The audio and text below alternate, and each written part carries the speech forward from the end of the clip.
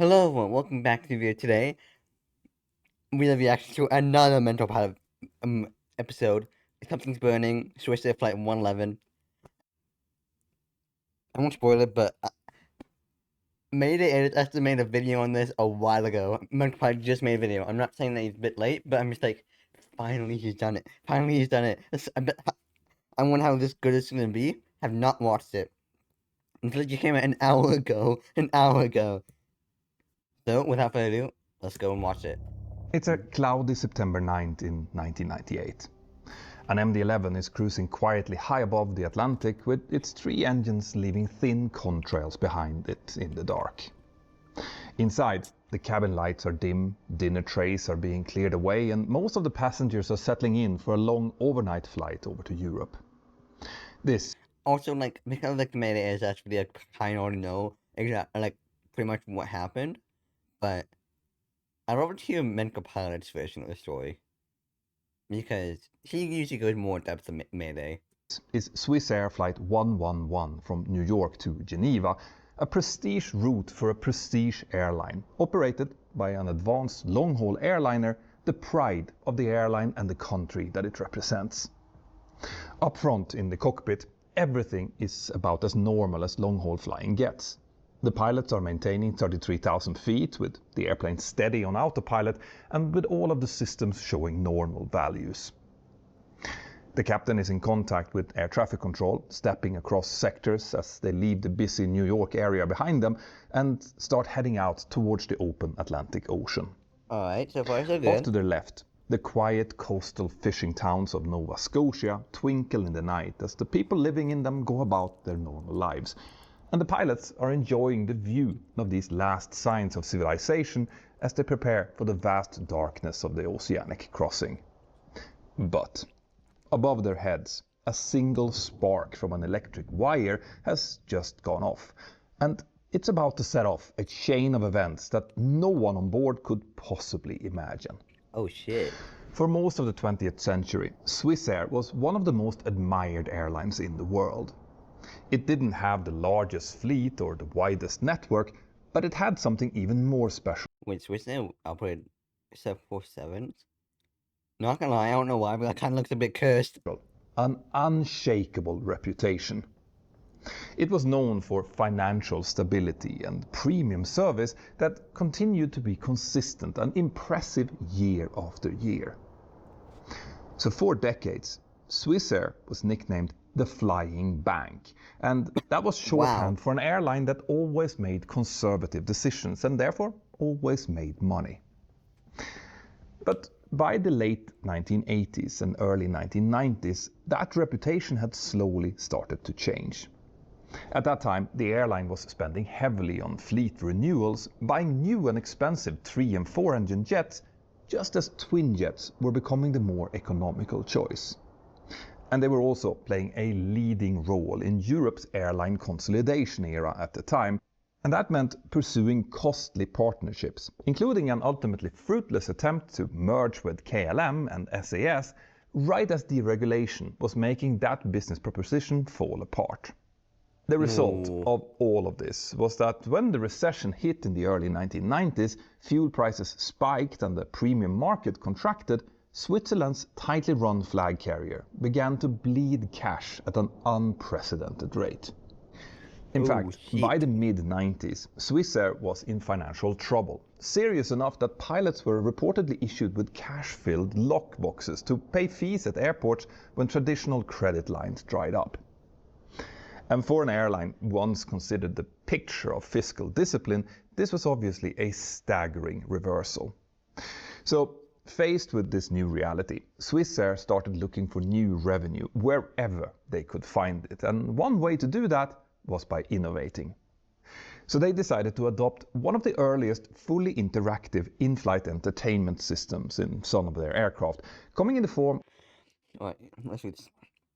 An in-flight entertainment system, IFE, is an onboard aircraft system that provides passengers audio-visual brainwork, audio-video, and interactive services such as movies, TV, music, games, flight information, and sometimes internet via seatback screens on personal devices during flight. During a of an flight. aftermarket installation that offered movies, basic video games, and critically paid services, including gambling.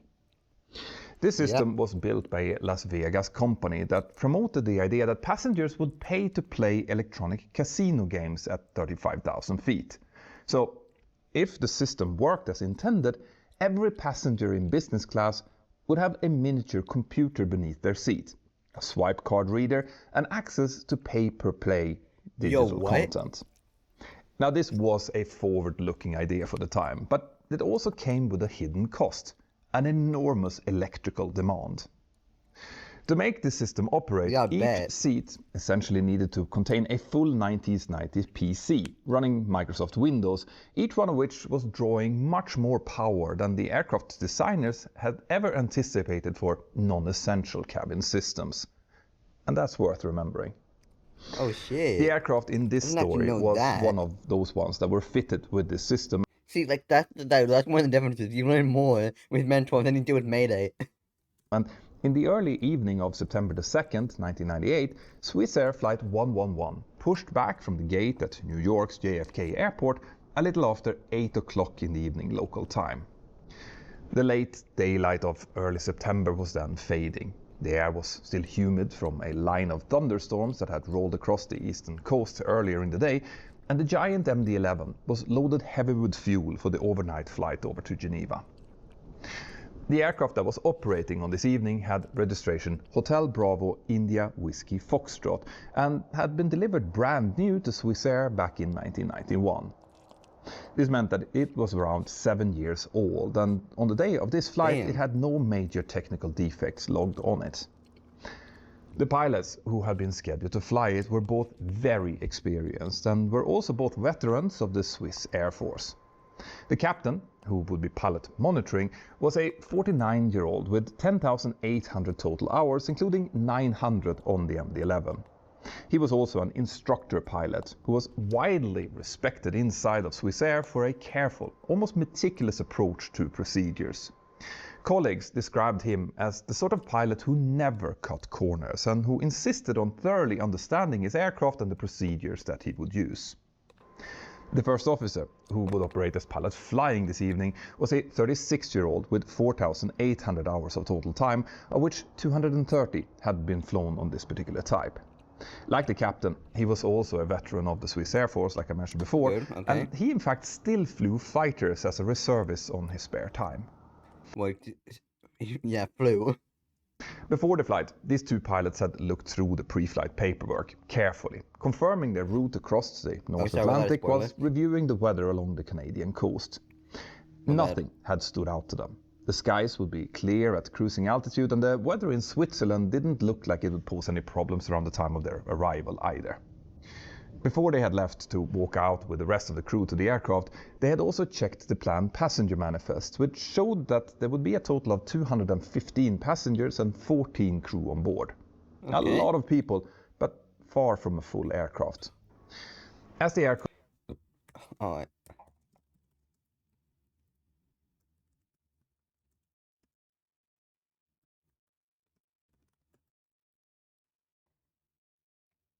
Damn.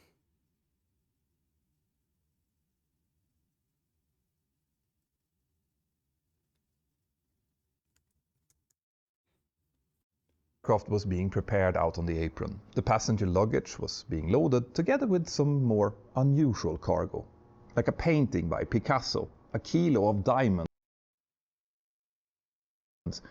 What? Both Hong Diamond both went down a deep flame mine. Kilo of Swiss watches, 2.5 kilos of jewelry, and 50 kilos of currency bonds for a Swiss bank.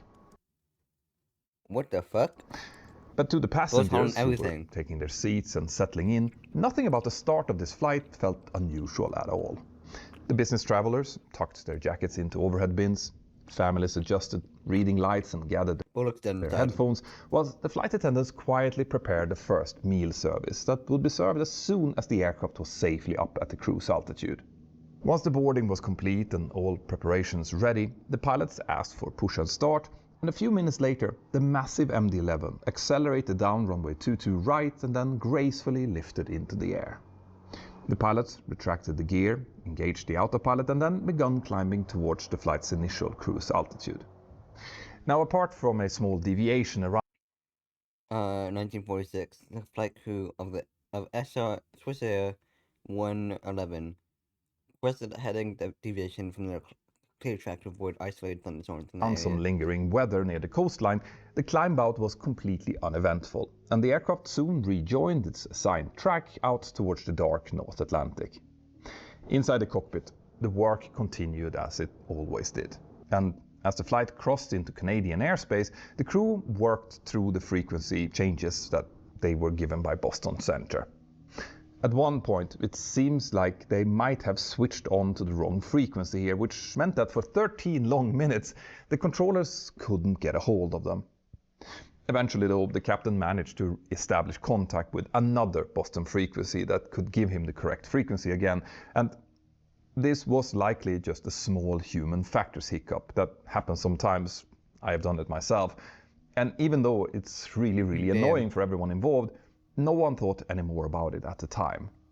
And also, as far as anyone has ever been able to determine in the years that followed this flight, this loss of communication had nothing to do with what subsequently happened. Now, when we're on the subject of theories... No, okay.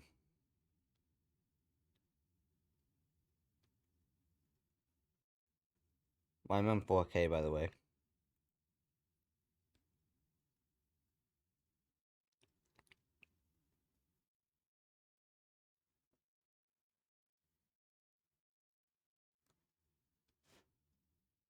Back to the video. Once the VHF communication had been sorted out, the rest of the climb proceeded uneventfully. The autopilot held the aircraft smoothly at its assigned altitude, and the engine instruments showed nothing out of the norm. In every sense, Swissair 111 was exactly what it appeared to be, a long-haul flight cruising smoothly towards Europe with a rested crew and a well-served cabin. But without any warning, sound or indication, something subtle had now changed on board. A single spark above and behind the cockpit, maybe an electric arc from a cable in a cable bundle, had started getting into contact with the surrounding material. And given how this IFE system had been installed, that was not particularly surprising.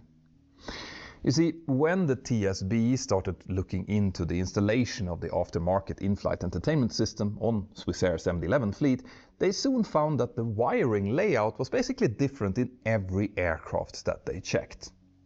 Whoa. The cable routings, restraints and spacing between the cables all varied from aircraft to aircraft, and that was because the installation had been rushed and poorly documented. This in turn meant that any number of things could have happened on board this aircraft.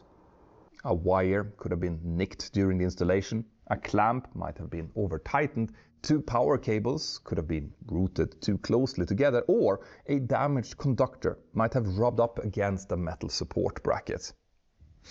All of those scenarios can produce the same result. Two conductors, or a conductor and a grounded structure, coming into contact just long enough to create a momentary arc. Now, what we do know for sure is that this system design left very little margin for error. This wiring ran near a flammable type of insulation which was widely used at the time, and I'll get back to that. Oh no, the circuit breakers on the MD-11 were also of an older type, known to be quite slow to trip, and the cables used were thinner than ideal for the amount of current available from the aircraft's main AC bus. I mentioned insulation there, so let me explain a bit more about that, because it's going to play a crucial role in this story. Okay. Throughout the fuselage of the MD-11, you'll find fiberglass batting wrapped in a shiny silver film called MPET. That's a form of the same mylar used in party balloons, by the way. This insulation is referred to as a thermal acoustic insulation, and it had you learn a lot from Mentour. Had passed all required fire tests when it was certified for use inside of transport aircraft, and was therefore considered safe. But the problem was that the tests themselves didn't really reflect the way that fires actually start inside of the hidden spaces on board airliners. No, These tests generally consisted of what's known as Bunsen burner tests, where the material was exposed to Bunsen burner flammability testing is a standardized laboratory fire test used to evaluate how materials behave when directly exposed to a small open flame under controlled conditions. The test simulates ignition from a localized fire source and quantitatively measures ignition, flame spread, self-extinguishing behavior, and molten dripping characteristics. a flame at various angles for up to 60 seconds, followed by subsequent measurements of continued flame time, burning drips, extent of flame spread, etc. Generally, that burn rate had to be under 4 centimeters per minute, and there wasn't at the time any requirement for the material to be self-extinguishing. Now, the MPET insulation passed these tests because it took more than 60 seconds for a Bunsen burner to ignite it, but once it actually had ignited, it would then propagate the flames indefinitely. Another issue was that these tests didn't evaluate the effects of an electrical arc or a shower of hot particles, which was actually the most likely fire threat that the insulation would be subjected to behind, for example, an electrical panel.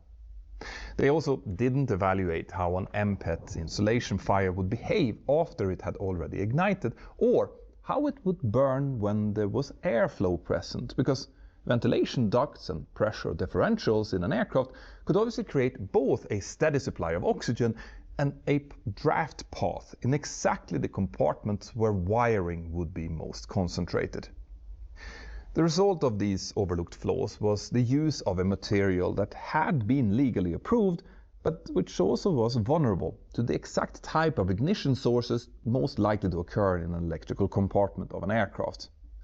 Ironically, the most likely reason for this oversight was that, at the time, the FAA flammability regulations were only really strict for materials that were used inside of the passenger cabin. Bruh. As well as in certain designated fire zones, like the engines, the auxiliary power unit, the wheel wells, and a couple of other places that routinely could get into contact with very hot items. True. Inside of the passenger cabin, the flammability requirements on all materials were super strict in order to slow the spread of a post-crash fire. And if a fire would ever erupt inside of the cabin in flight, it was expected that the flight attendants would easily be able to put it out using their onboard fire extinguishers. In the rest of the fire zones, there were systems that would immediately alert the pilots of the presence of a fire, as well as dedicated fire extinguishing systems. I didn't know that APU could catch fire. How that ever...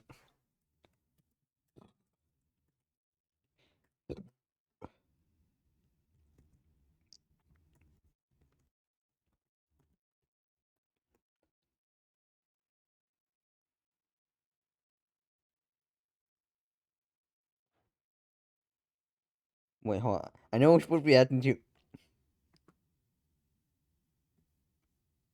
APU. Here's the APU. Let's just turn it on. There we go. It's also available, so we can just Wait. Hi, Swiss? normally start up the engines. I've never flown this plane before, so I guess we just have to press this. Okay, now we need APU bleeds, and the engine is coming up. Alright, this is all starting. This is what it would look like when everything was normal. But, oh no, what happens if we have an APU fire on ground? Which might happen. I don't know. Fail, fail, fail, fail, fail. Oh no. You can see some fire and smoke coming out, and... Oh, just like... Okay. What? I'll watch that later. But materials in the hidden Anyway, back to the way schedule program. spaces of the airplane, which is where you typically find the insulation, had lower flammability standards, since they weren't viewed as critical to protecting human life in a post-crash fire scenario.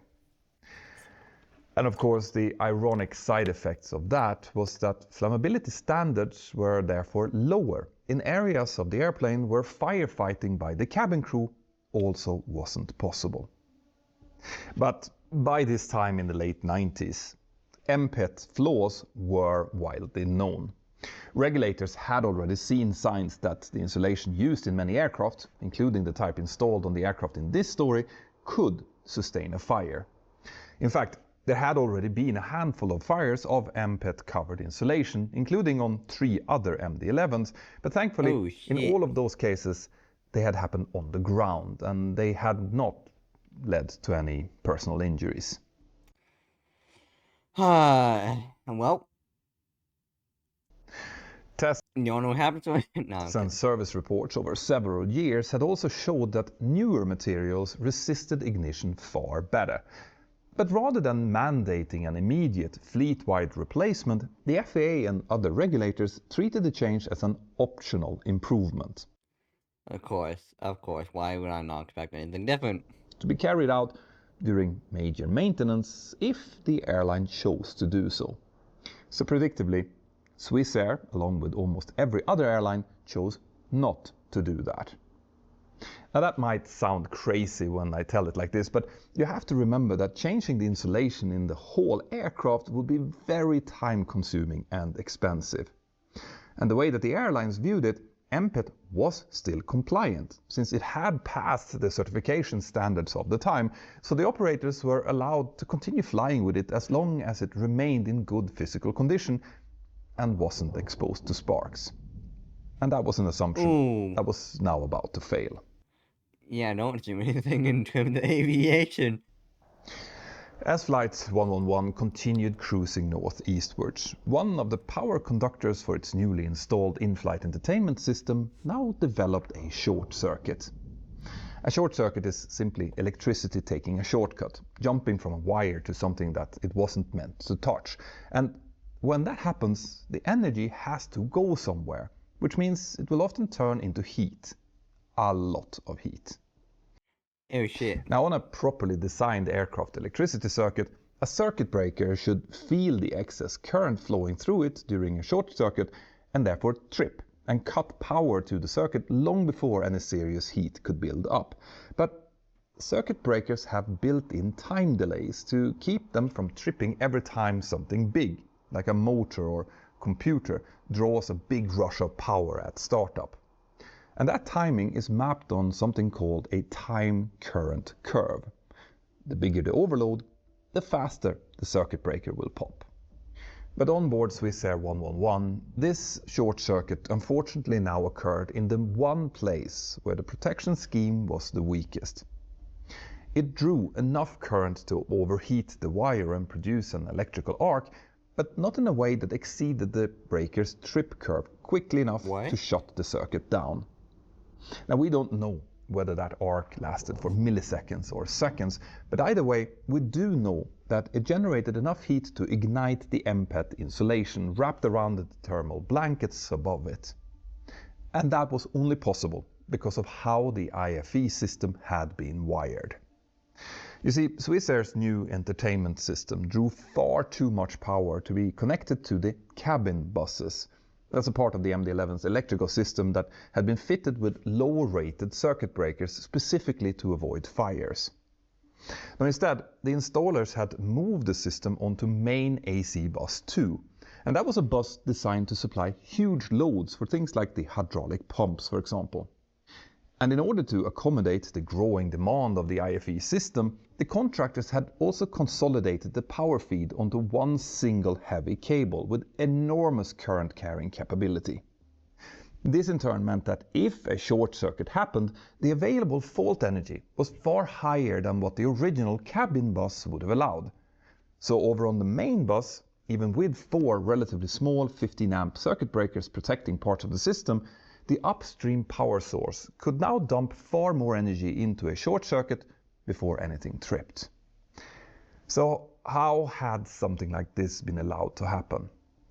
Well, it turns out that the oversight for this IFE installation had been basically non-existent. The FAA had delegated approval to a company called Santa Barbara Aerospace, which in turn relied on incomplete and inconsistent paperwork. We don't like that. We don't like that. We do not like that. A web of subcontractors and vendors. Hollingstead, the company that had built the IFE system, had also kept revising the wiring architecture without consistently notifying other parties.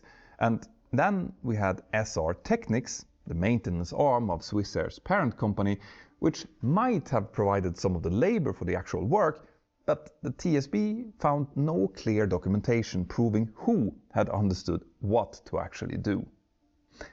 And no one appears to have looked at the full design and asked the most basic engineering questions, or consulted the manufacturer, McDonnell Douglas.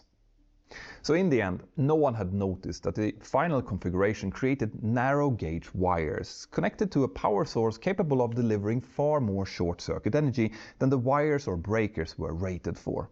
In other words, the normal layers of protection, like breaker ratings, wire separation, insulation hardness, bus segmentation and system isolation, had all been eroded one by one.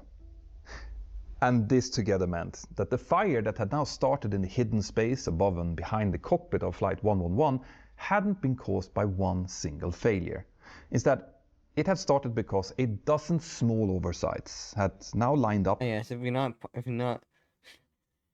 been a Mentour pilot for, if you haven't been a Mentour pilot for a while, yeah, you use a lot of the Swiss cheese model. Perfect. For system to aircraft interrogation, design, engineering, lapses in oversight, lack of documentation, adequately tested materials.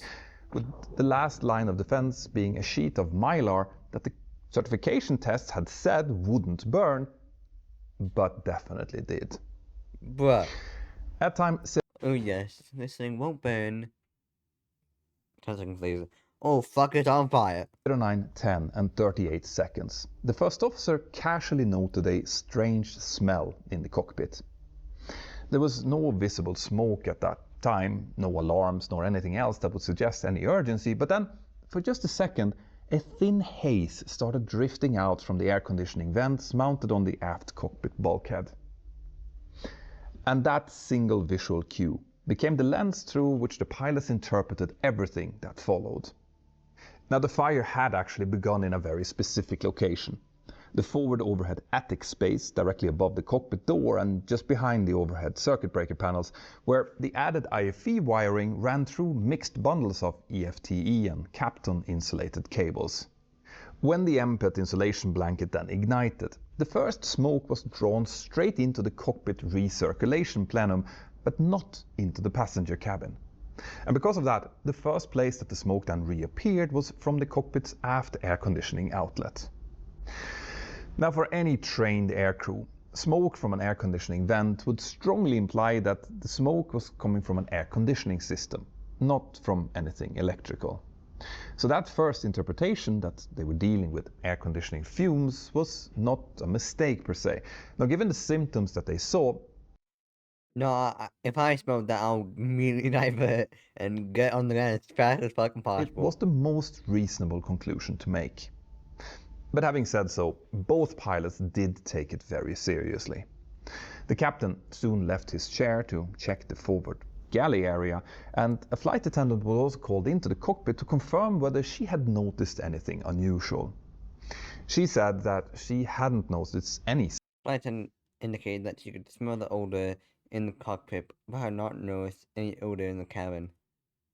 smell or smoke in the cabin, so everything looked and felt really normal back there, but she did confirm that she could smell smoke in the cockpit. And that fact, that there was an odor in the cockpit but not in the cabin, confirmed the crew's initial assumptions. Everything seemed to point towards a relatively easy to isolate issue with the air The captain commented, "Air conditioning, is it?" First officer replied, "Yes." conditioning system rather than something immediately catastrophic. On top of that, the smell soon faded away, only to return and then fade again, like it would for something very, very minor. Now, the reason for this, which the pilots obviously couldn't know about, was that as the fire had continued to move aft, it had soon burned through a cutout in the internal smoke barrier above the cockpit door area, and that allowed the smoke to flow away from the cockpit. So whilst the pilots were trying to figure out where that thin smoke and smell came from, the fire just above their heads had slowly continued to spread. The MPET insulation covering was now burning along its surface, and the insulation behind it was beginning to degrade as it did. The early stages of that fire had produced a smell that initially had seeped out through cracks and seams in the cockpit ceiling, which was why the pilots had detected it long before the cabin did. But it wasn't detectable through any systems, since the overhead attic area didn't have any smoke detectors, temperature sensors, or fire warning capability at all. Oh, shit. And the crew therefore had no indication of this spreading fire. So to them, everything still appeared perfectly normal, aside from that periodic smell and a temporary thin veil of smoke. But smoke, or the smell of smoke, is never a good sign. So the pilots now started discussing their diversion options. The captain asked the controller for the weather at JFK and Boston, preferring to land at well-known airports with options to easily rebook their passengers.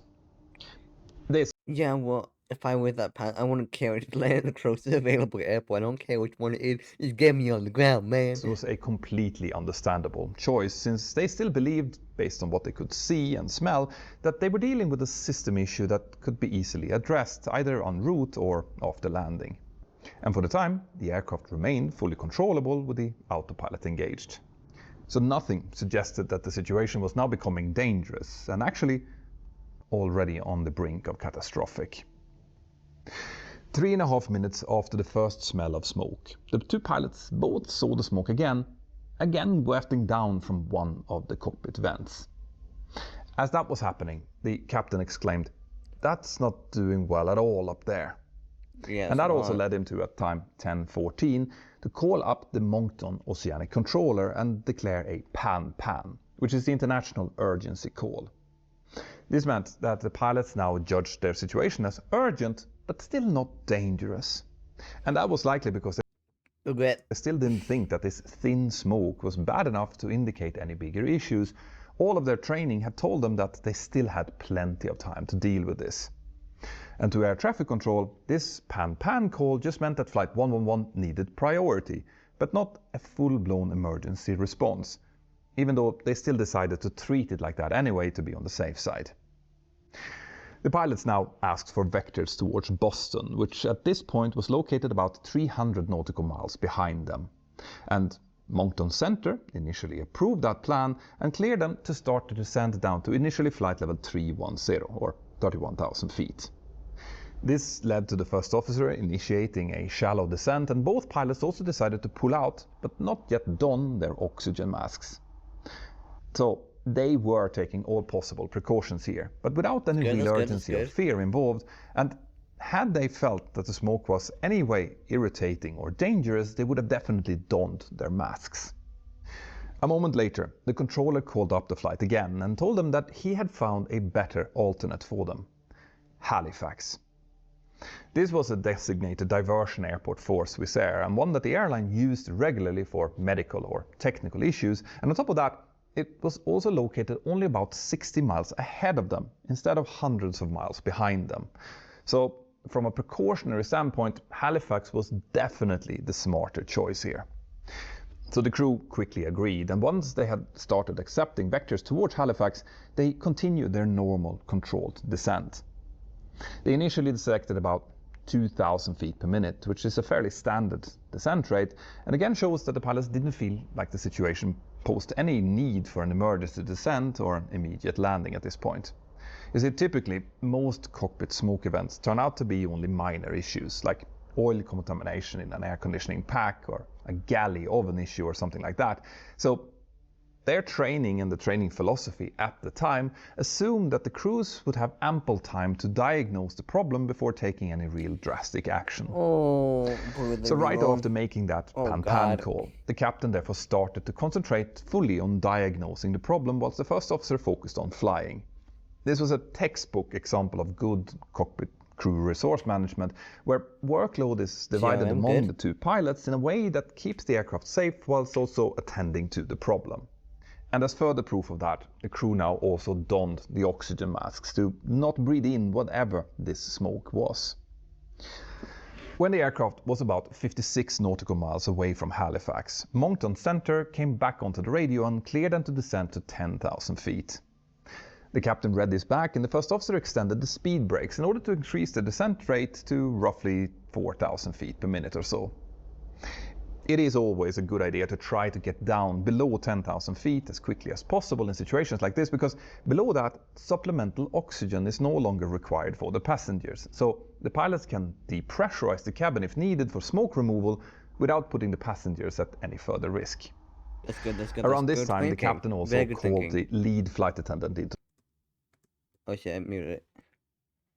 The captain briefed the MC that there was smoke in the cockpit and the cabin crew was to prepare for the landing at Halifax in about 20 minutes to half an hour, and that he was about to start a checklist. To her to brief the passengers that they would be diverting to Halifax and that they would be landing within 20 to 30 minutes or so.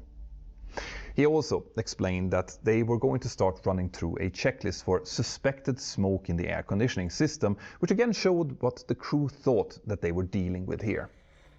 Now, up until this point, the symptoms had still remained light and steady, with no indication of any rapid escalation.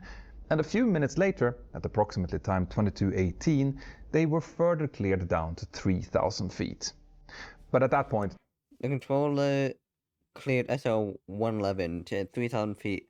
The pilots requested intermediate altitude of 8,000 feet while the cabin was being prepared for landing. The first officer declined that clearance and instead requested to remain at 8,000 feet for a short while, because he explained that the cabin crew needed time to prepare for the landing. And that was because the diversion had begun during the middle of a meal service. So he now thought that maintaining 8,000 feet would give the cabin the time that they needed in order to secure their trolleys and brief the passengers thoroughly, and air traffic control acknowledged this and then began issuing radar vectors for an eventual approach into runway 06 at Halifax, but that now came with a little bit of a problem. You see, flight 111 was still at 21,000 feet at this point and only about 30 miles away from the runway. A typical descent profile requires about 3 miles of track distance for every 1,000 feet of altitude to lose, so at 21,000 feet they would need roughly 60 miles. But they only had about half of that, so a straight-in approach would be impossible using normal procedures. When the pilots told him that, the controller instructed them to begin a turn that would help them to lose altitude in a controlled way while still setting them up for the eventual approach. And as they initiated that turn, the two pilots started discussing the situation in between them. They both agreed that if the smoke worsened, they would expedite the descent further, but so far there was no real need for that. The amount of smoke in the cockpit had only increased a little bit, and everything else still seemed Yeah, but that's still increasing. perfectly normal. The aircraft was fully controllable and still on autopilot, so everything suggested that the problem was still contained and developing slowly, if at all. At time 22:20, the first officer also pointed out that the aircraft was still significantly above its maximum landing weight.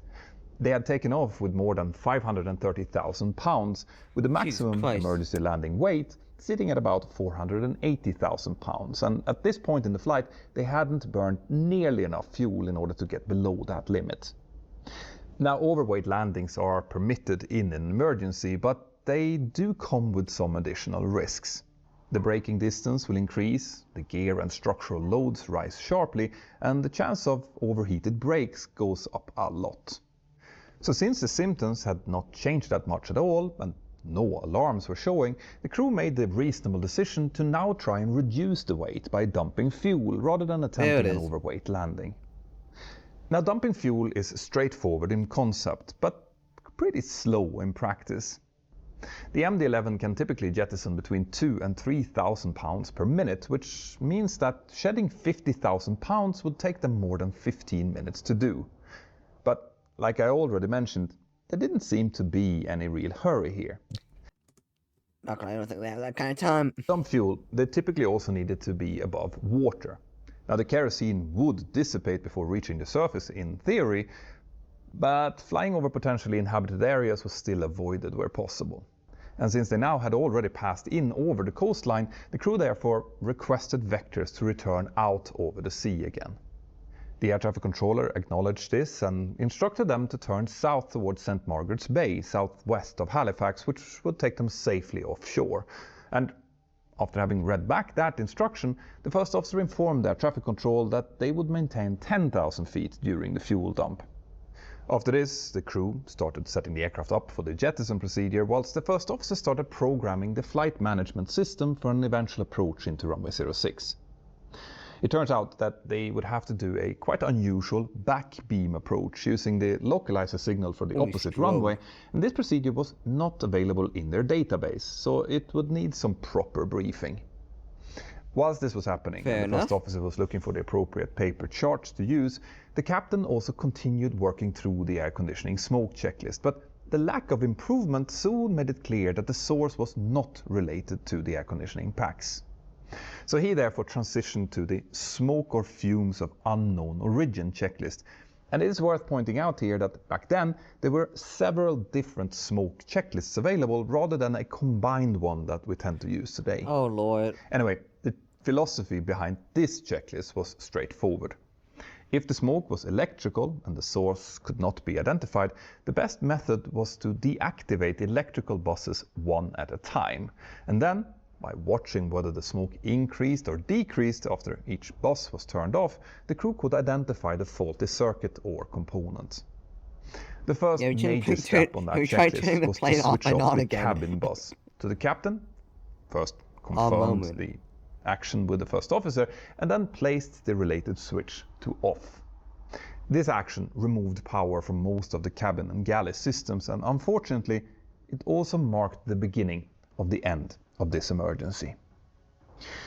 You see, at that moment, the aircraft still appeared stable, but the fire above the ceiling was no longer small or slow. Instead, it had now spread both upwards towards the fuselage skin and forward towards the windscreen above the pilots' heads. This also meant that the heat was now quickly rising across the entire cockpit attic, eating away at several electrical cables as it did. Loads of essential systems were therefore already seconds away from failing, but incredibly, still without any major visible cues in the cockpit. And that was because the majority of the smoke had been drawn backwards by the recirculation fans and then pushed through powerful filters, which removed a majority of the smoke particles and therefore masked the smoke. But when the captain reached up and switched the cabin AC bus to off, which was a deliberate step in a checklist like many others, this completely changed the situation for the fire that was now raging above them. It had, by this time, already breached the thin wall separating the insulation blankets from the aircraft's ventilation system, meaning that conditioned air, normally used for feeding the cabin and the electronics, was now blowing fresh air and oxygen straight into the fire. And when the cabin AC bus was turned off, those recirculation fans that had previously drawn the smoke backwards and through the filters were now suddenly deactivated. This in turn meant that the airflow inside of the attic above the cockpit and forward galley now suddenly reversed, with the pressure gradient now pushing the smoke and flames forward instead. So the fire now surged to the front of the aircraft, back over the cockpit rear wall and into the forward attic space that housed the circuit breaker panels for a significant portion of the aircraft's critical wiring. In other words, the possibly most sensitive part of the whole airplane was now being subjected to the equivalent of a blowtorch. Investigators later matched the cockpit timeline with the damage patterns in the wreckage and determined that starting about 24 seconds after the captain had turned off the cabin AC bus, several systems began failing in rapid succession. The first to go was Autopilot 2, which now disconnected with a continuous warning siren. The MD-11 had additional autopilot channels available, but given the now quickly worsening smoke conditions, the distractions and the increasing task load, it's not clear whether the crew attempted to re-engage any of them.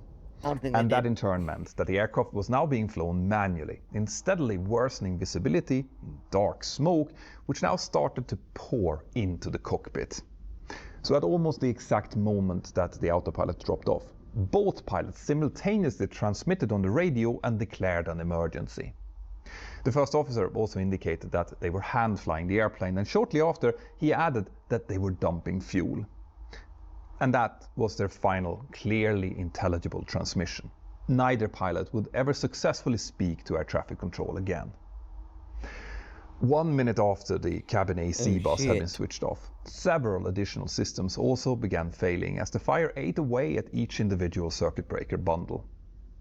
The first out of the 4 yaw damper control channels stopped working, and 3 seconds later, one channel of the flight control computer 1 failed, removing important data from the captain's instruments. Almost immediately after that, the flight data recorder began losing parameters, one after the other, and 9 seconds later, the left emergency AC bus failed completely. Now that was a major blow, since that bus powered the Air Data Computer 1, the captain's primary display unit, as well as the captain's pitot heat. And the loss of that air data computer also meant that the flight data recorder no longer had altitude or airspeed information. A master caution warning now illuminated, and the captain's entire instrument suite suddenly went completely dark. And without altitude data from Air Data Computer 1, the aircraft's transponder could no longer report altitude to air traffic control, which meant that Flight 111 essentially now dropped off all but primary radar. The collision avoidance system also stopped functioning. Then VHF Radio 1, which was the crew's main communication channel, and then ACARS, the digital maintenance link to the airline, stopped transmitting as well. Now the cockpit voice recorder was still capturing the conversations of the pilots, but even that soon started to distort. On the recording, the pilots' voices soon took on an unnatural, metallical quality consistent with electrical interference, high temperatures and power instability in the recording circuit itself. And only a few seconds later, the CVR also picked up a new, terrifying sound. A sound of tearing or rushing noise consistent with ceiling material melting and dropping down. Oh God. By this point, the aft portion of the cockpit ceiling had burned completely through, and the flames were now entering the flight deck.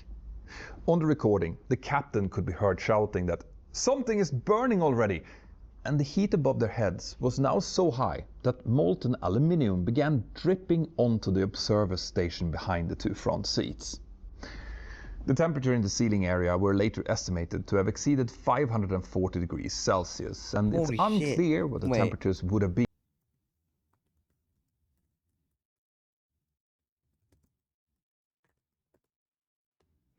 Over 1,000 degrees Fahrenheit, oh my God. At head height. More control circuits now continued to fail. Additional channels of the yaw damper, the remaining flight computers were being starved of data, and the few displays that were still functioning were unstable or partially obscured by smoke. The first officer therefore called out that his instruments had failed and that he was now relying on the standby gauges on the central pedestal.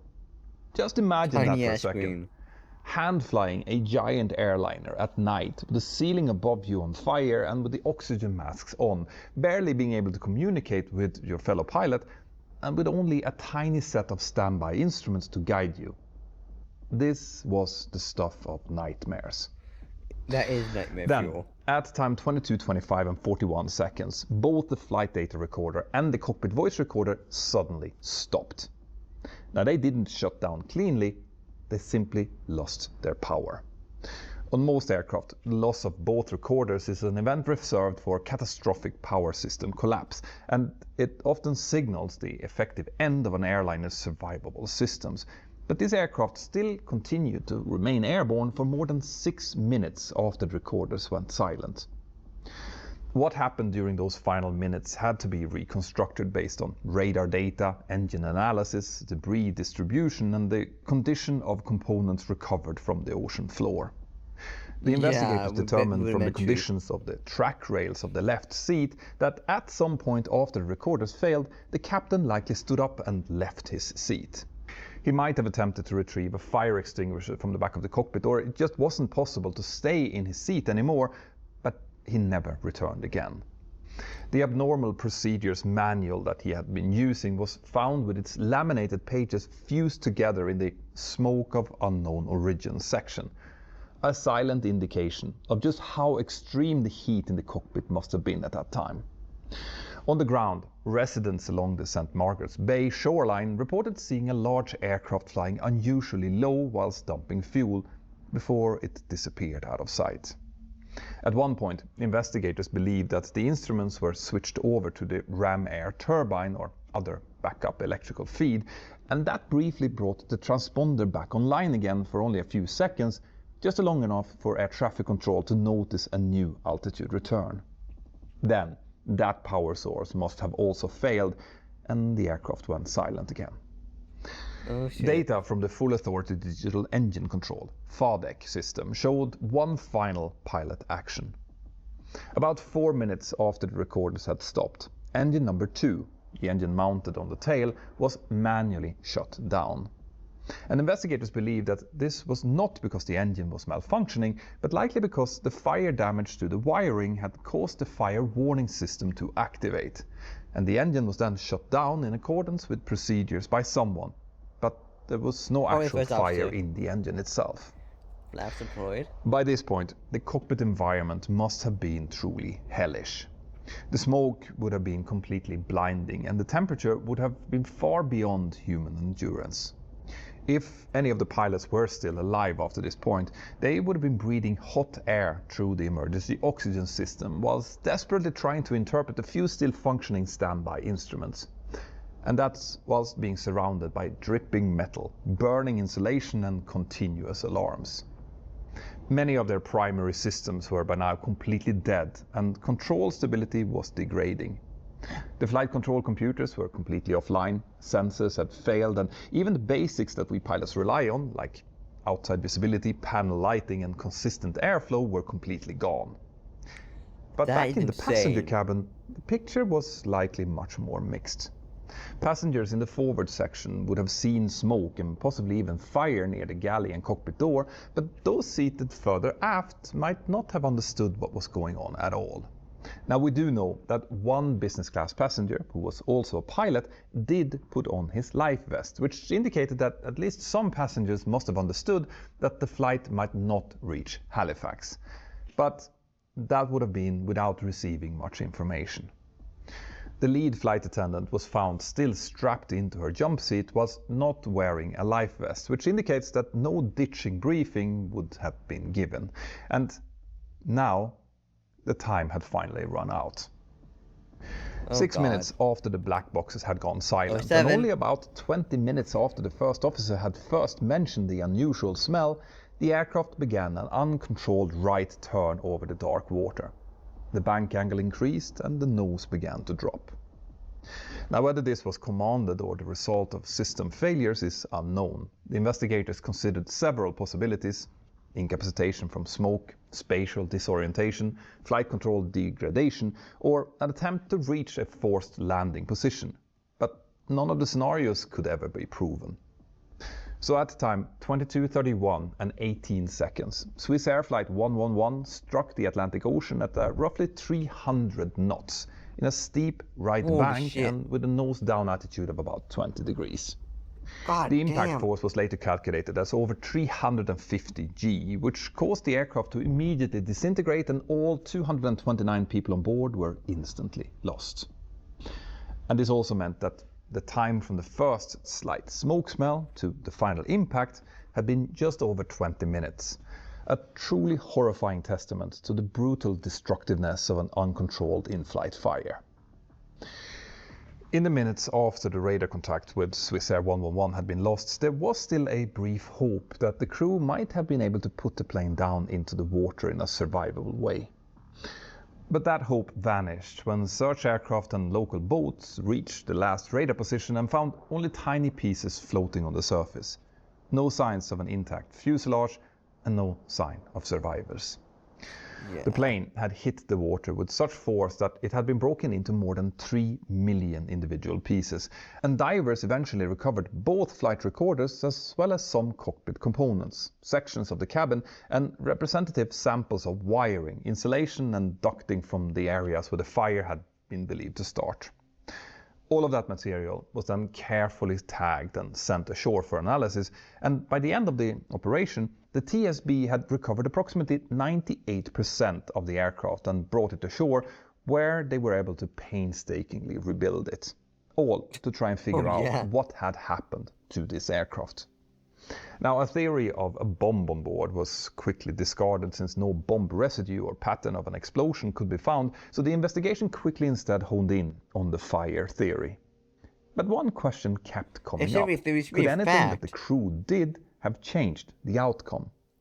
Specifically, Should they have abandoned the fuel dump plan and gone Yeah, I straight think towards they should. Halifax at the moment that they declared the pan-pan? I would have said fuck it. Well, after Over having Atlantic, we're just gonna get painstakingly the thing looked on the over ground. all of the available data, the investigators found that even in a theoretical world where the crew had proceeded immediately towards the nearest airport at the moment that they decided to divert, the absolute earliest point that they could have reached the runway was at time 22:27. By that time, the fire had already breached the overhead circuit breaker panel and wiped out the primary flight instruments, the autopilot, and most of the flight control computers. So there would have been no flight directors, no ILS guidance, and no autoland. Just a smoke-filled cockpit, failing systems, and the first officer hand-flying the MD-11 at night in marginal weather. And the MD-11 is not a forgiving airplane to fly even on a good day.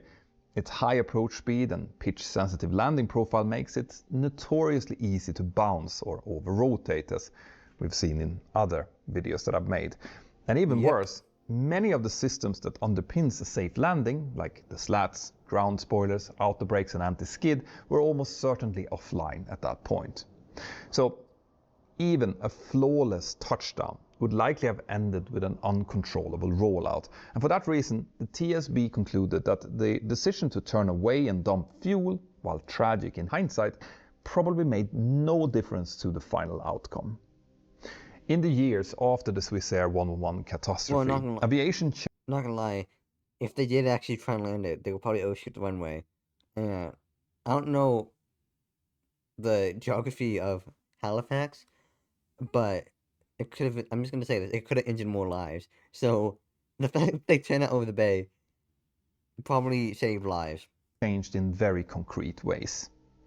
The most obvious change that needed to happen was to the insulation that had allowed the fire to race unseen across the top of the cockpit. So MPET-covered insulation was quickly banned from new production and then systematically removed from existing aircraft as well.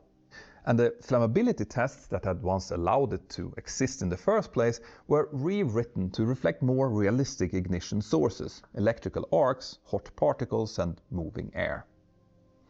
At the same time, regulators also tightened the rules on wiring, especially for high-demand systems like the in-flight entertainment system, and they raised the bar for how aftermarket equipment is to be certified, installed and physically separated from critical circuits. Procedurally, smoke in the cockpit stopped being treated as an engineering puzzle to solve and instead started being treated as a race against time. Checklists were rewritten to emphasize the need for an immediate diversion and a landing at the nearest suitable airport rather than after a comfortable round of diagnosis, something that I have been emphasizing heavily. Yeah, like it used to be like, there's fire in the cockpit, let me have a sip of tea and then we'll sort it out. Now it's like, fire in the cockpit, emergency descent land. On this channel already. If you see or smell smoke, get the aircraft down as soon as you can. Yeah, especially fire. If you see fire, fire is red. Red means bad. For Swissair itself, there was no recovery. The crash shattered the last of the airline's reputation, and a few years later, the flying bank collapsed under the weight of its own failed strategy. The name disappeared, replaced by a new flag carrier with a new brand, but the legacy of Swissair Flight 111 lives on inside of the unseen parts of every modern airliner. In the wiring you never see, the insulation you never think of, and the checklists every crew hopes that they will never have to use. Now I hope that you found this video interesting, and if you did and you want to support the work my team and I do, please consider joining our Patreon crew by scanning this QR code or by going to patreon.com/join/mentorpilot. By the way, I also hope that you've checked out our new merch store. Thank you all so much for watching. We appreciate it.